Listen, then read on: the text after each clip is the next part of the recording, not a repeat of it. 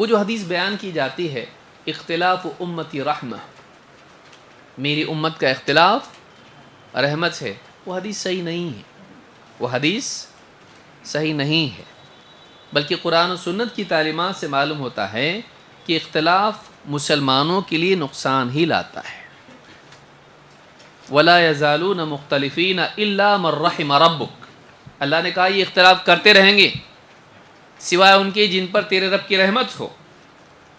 تو اللہ نے یہ رحمت اختلاف والوں کے لیے بتائی ہے یا اختلاف نہیں کرنے والوں کے لیے؟ سوچیے، یہ اختلاف کرتے رہیں گے سوائے ان کے جن پر تیرے رب کی رحمت ہے، تو یہ اختلاف کرنے والوں کے لیے نہیں ہو۔ تو یہ حدیث بالکل ایک تو سند کے اعتبار سے صحیح نہیں ہے، دوسری یہ کہ آیت بھی اس کے سیاق سے دیکھا جائے تو یہ حدیث اس کے بالکل برخلاف ہے۔ تو امت میں اختلاف اگر اچھا ہوتا تو جو لوگ اس حدیث کو پیش کرتے ہیں مسلکی اعتبار سے، دیکھو اتنے سارے مسلک ہیں، تو وہ کیا بولتے ہیں؟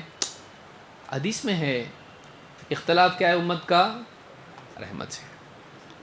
تو اس لیے اتنے چار مسلک یا اتنی ساری چیزیں، اتنے اختلافات، اتنے صوفیوں کے اپنے اپنے طرز طریقے ہیں، تو اختلاف رحمت ہے۔ تو ان سے اگر کہا جائے کہ بھائی ٹھیک ہے 4 رحمت ہے تو 5 تو زیادہ ہوگی نا، تو ہم لوگ بھی 5ویں ہیں، تو کیا وہ اجازت دیتے؟ پھر کیا بولتے؟ تم لوگ ہماری مسجد میں مت آؤ۔ کیوں؟ اختلاف ہوتا ہے۔ بولے رحمت ہے نا، نہیں رحمت، مطلب آپ کے حساب سے رحمت ہے، ہم کریں تو رحمت نہیں۔ تو یہ اپنی بات میں بھی پکے نہیں ہوتے ہیں۔ سمجھ میں آ رہی بات؟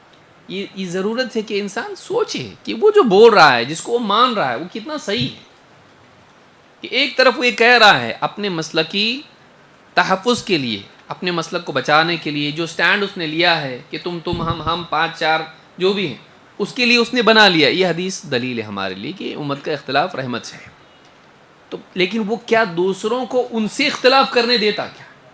مثلا کوئی آدمی نیچے ہاتھ باندھتا تھا، پھر اس کو تحقیق کیا، اس نے کسی عالم سے پوچھا، کوئی کتاب پڑھا یا کوئی خطاب سنا، اس کو لگا کہ زیادہ مجھ کو مضبوط یہ لگ رہا کہ ہاتھ اوپر باندھنا چاہیے۔ ایک مثال دے رہا ہوں میں، خالی یہی ہمارا مسئلہ نہیں ہے، ہمارا اصل مسئلہ شرک اور بدعات کا ہے، لیکن ایک موٹی مثال دے رہا ہوں تو سمجھ میں آئے گا۔ یا وہی مثال لے لو آپ کہ جاتا تھا درگاہ پہ رومال کان کے پیچھے باندھ کے اور سجدے کرتا تھا وہاں پہ، ٹپیکل ہے نا، یا بدعات میں مبتلا تھا، کچھ ایسی چیزیں کرتا تھا جو ثابت نہیں ہے سنت سے۔ اب اس نے وہ کرنا چھوڑ دیا، 2 لوگ اس سے خوش ہوتے کہ ناراض ہوتے؟ کرنے والے ناراض ہوتے اس سے۔ اب وہ آ کے کہہ کہ دیکھو وہ حدیث جو آپ نے بتائے تھے نا مولوی صاحب کہ امت کا اختلاف رحمت ہے، تو آپ ویسا کرو، میں نہیں کرتا۔ یہ کیا ہو گیا؟